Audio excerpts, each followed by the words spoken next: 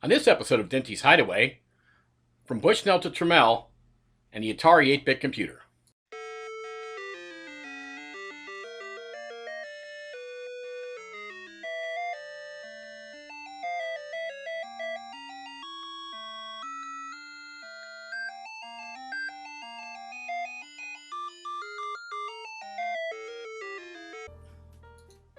Atari, a name synonymous with the most popular video game system of all time, and later for a string of massive failures and missteps. History has been kind to this most American of technology companies. After all, Steve Jobs worked there, Jack Tramiel ran it, and millions of Americans had it. But Atari, unlike Commodore, who is most often seen as their biggest rival, computers were sidelined for this company. Atari began its life way back in 1972. In the early days, Atari, was, in a word, janky. Atari, like most video game companies, began life with a smash hit, Computer Space. Computer Space was not only highly original, but credited as being the first commercially available video game. Pinball was very successful and continued to be successful through the 70s and all the way up to the late 80s. Atari was physically located in the same Chicago district as all the pinball manufacturers. This was a genius move because it allowed close access to people who could help Atari steal market share from the pinball manufacturers. But this is hardly easy. Atari struggled in the early days. They got evicted. They had to secretly form a second company to sell their game when the pinball companies caught wind of them and told their customers they could not buy Atari through the exclusive contracts of questionable legality. To understand Atari, you need to understand pinball. Pinball was a Jewish old boys club. Their halls were filled with great artists and mechanical wizards looking to gain legitimacy. And with pinball, they had it. Pinball, which was outlawed in several states over the years due to gambling concerns, was just coming into its own. In 1972, pinball machines were beginning to be recognized as legitimate works of art. Businesses began to fight over the most popular tables, and even the best hotels and resorts began to house at least a few machines. Unlike video games, however, Western Europe and North America were the only areas that enjoyed pinball to its fullest. Asia never really embraced pinball, so it remained an American art. So Atari was important because they were born in the cradle of the renaissance of pinball's home. It was doubtful that without this geographic advantage the company would have started at all. Remember, we are still on Synergy. Nolan Bushnell, the founder of the company, was actually from Mountain View, California, or at least living there and working for Ampex, the inventor of the VCR. Yes, Virginia, we invented the VCR. The accidental synergies here are amazing when you think about it. What's the most complicated electromechanical device of all time? Hands down, it's a VCR. So Bushnell had access to all pinball had to offer, and all of his buddies at Ampex. So Bushnell and his Ampex co-worker Ted Dabney established a company for, I'm not kidding, $350 a piece. They started small. They needed a Data General mini computer to actually write the game. The computer finally arrived in the spring of 1971, and Bushnell worked on the game while Dabney helped out and stayed on at Ampex. Things happened quite fast at this point. December of that year was a big trade show in Chicago for the pinball industry, so the two partnered with a Chicago game company, Nutting & Associates, and quickly released 4 prototypes of the game. Soon Bushnell would discover that all that glitters was not gold. Sure, it was a runaway success at the convention, but Nutting could only produce about 20 more machines in the ensuing months. With the release of the Magnavox Odyssey, Bushnell knew or thought he knew where the market was going. So he met with Bally to see if he could help with distributing the game, allegedly entering into a not entirely legal agreement, and decided to borrow the idea from the best Odyssey game, Tennis, and just sell that. Pong was born. Those of you keeping track may be noticing a trend here. So far, Atari has borrowed all of its technology from other people. By mid-1972, the new company would become Atari and come back home to California. Bushnell would sign an agreement with Bally to provide a coin-op video game and a 4-player pinball game. Bushnell had 6 months to do this. Not that Bally was offering a lot, $24,000 and a standard 3% royalty, but after the experience he had with Nutting, Bushnell thought he needed him. Now Atari is born. Synergy merges with Atari, created as a company with no obligations to Bally. Pretty janky. Less than a month later, Bushnell tells Bally he is running ahead of schedule and he will have a hockey game ready to give them in September, in just 8 weeks. He also said he would have their pinball ready in 16. Naturally, September came and went with no hockey, but Pong was a thing. While still trying to sell Computer Space at Nutting, with a development deal to sell with Bally already on 2 unreleased and really undesigned games, Bushnell made the mistake of going to Bally for the distribution of Pong. and they said no, probably a little pissed at him at this point. So Bushnell doubled down on pissing people off by going to their biggest competitor, Williams, and trying to get them to distribute Pong, which they also would not do. Less than 6 months into the life of the company, they have two killer products, but have pissed off almost every company that could have get them distributed. By 1973, it saw the hiring of CFO Fred Marinac, who had been at both Fairchild and HP. Bushnell made good to Bally in a big way, giving them the Fireball pinball game, which is still considered a masterpiece by enthusiasts, and then they took Pong, giving it to their new video game to a company called Midway to produce. But Pong, which Bally announced as winner, was still very much becoming a mystery. Atari had quietly opened their own arcade in the Southern California Mall, was in the works of building another. And Atari, who by March had formed a board, moved in legitimate, albeit tiny offices, had already sold the idea of Asteroids to Bally. Trouble was already brewing as a clone of Pong called Paddle Battle was released. In the end, it would outsell Pong. Even in 1973, this was a cutthroat business. Late that year, Atari started a competitor to itself called Key Games. Key was a competitor, and that meant they could compete with Bally Midway too. Again, very, very, very janky. In their first fiscal year, though, Atari took that $700 investment to $3.2 million. That's 1973 dollars. A year later, Atari would announce a shipment of an improved version of Pong, and by now employed 70 people. As you might imagine, this prompted Bally to sue the ever-living crap out of them. Worse, nutting, the original Pong distributor began to selling their own game under the Pong name. Bushnell and Atari seemed undaunted. By the end of that summer, they established distribution route in Salt Lake City, where Bushnell had gone to college and began UK manufacturing. Their second game, which they'd already sold to Bally, came out that same summer under the name Space Race, but was really just a renamed Asteroids. But all these shenanigans were a little bit too much for the rest of Atari to bear, and by late summer, psychiatrist John Wakefield replaced Bushnell, but he remained on as chairman. Steve Jobs also comes to Atari in late summer of '74. Asteroids by Atari was released by Bally late that fall, and we all know how that went. Very, very well. And now Atari, packed with the most talented engineers out there, just kept bringing out cool new stuff.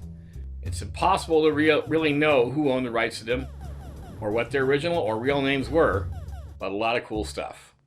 Bushnell still owned 80% of the business, so he was happy, even if he was no longer controlling it. And international markets allowed Atari to continue to sell games that they had already sold again. By 1975, Atari was selling games in France, the UK, Australia, and a new Hawaiian division. Remember, all is not well.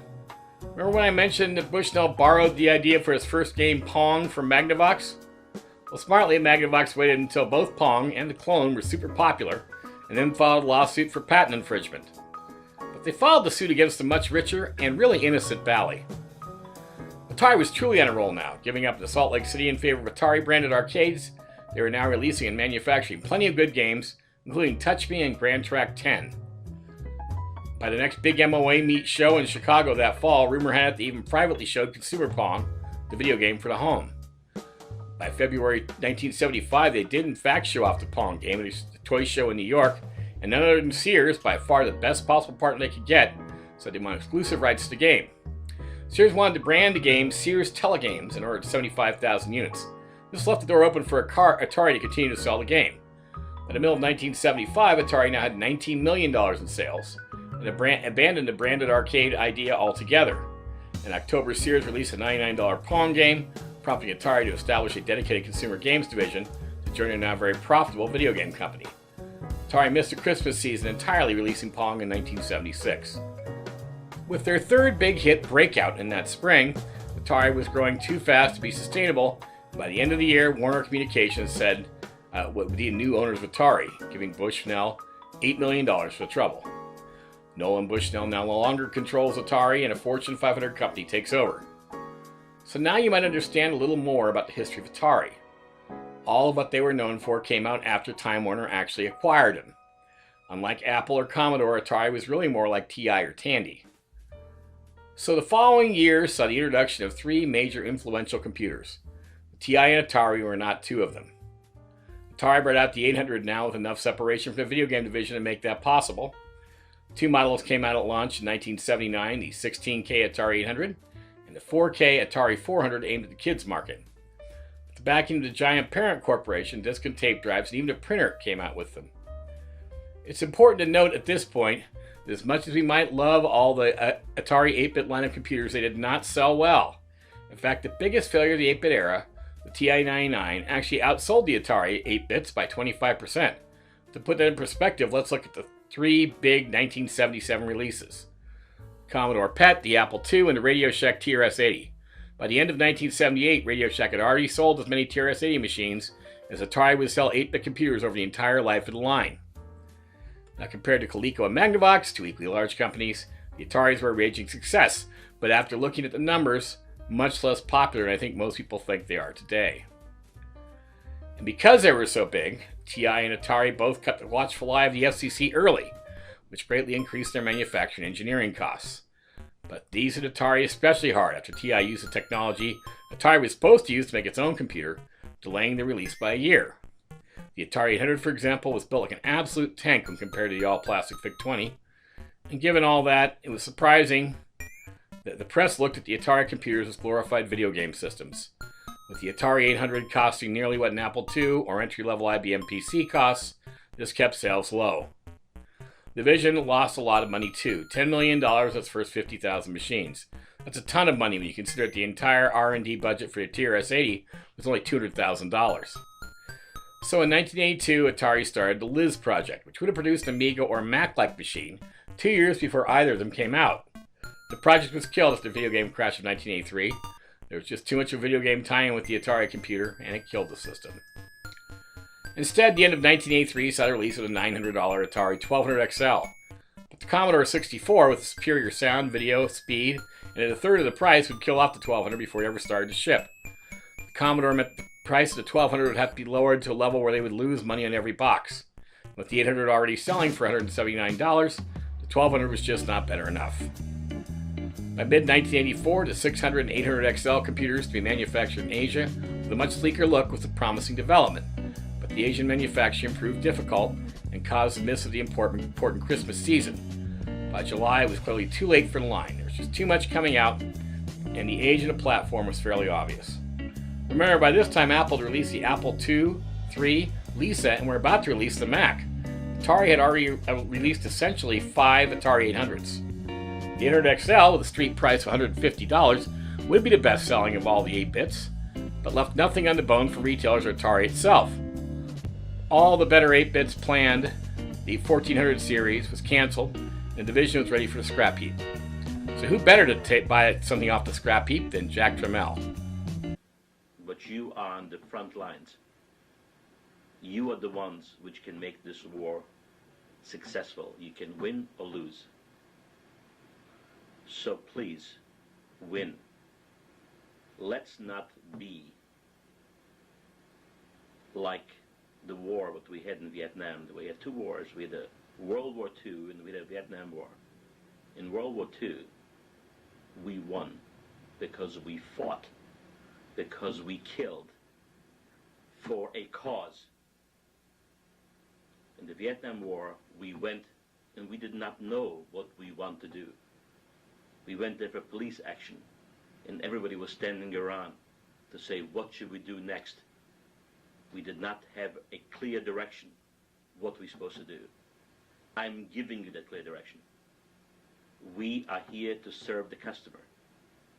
Give him the best product for the lowest price. The customer is always right. Remember that. We are here to serve each other, and especially the customer. If we will do this, we will win. In case we will only look out for ourselves, how we can put money in our pocket and not service, we will get nowhere. So please, I gave you everything what you asked for.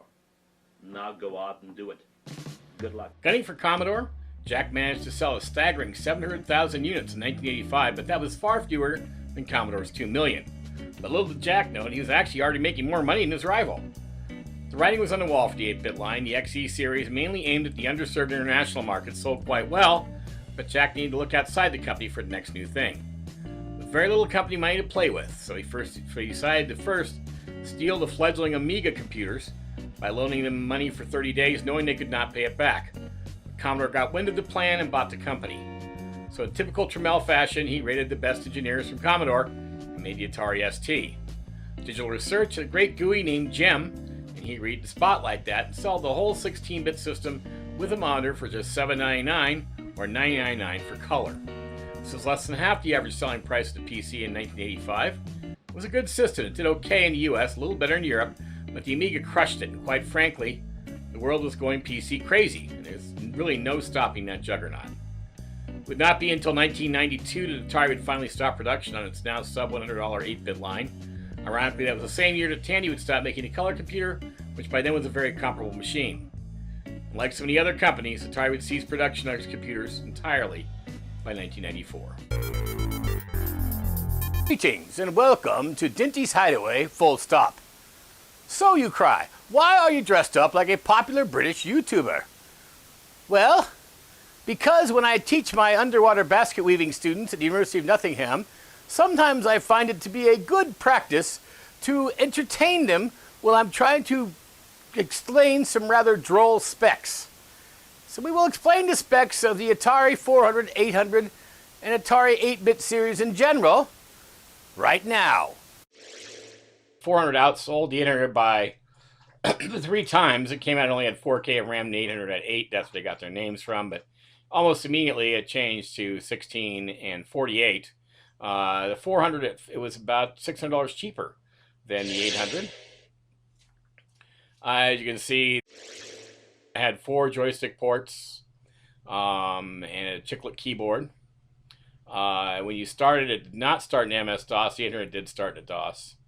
Or sorry, not MS-DOS, but BASIC. The 800 did start in BASIC. And it just had a notepad, which I don't really know what you couldn't record it, but it had something you could just type on. And it had a single cartridge slot. The 800 had 2.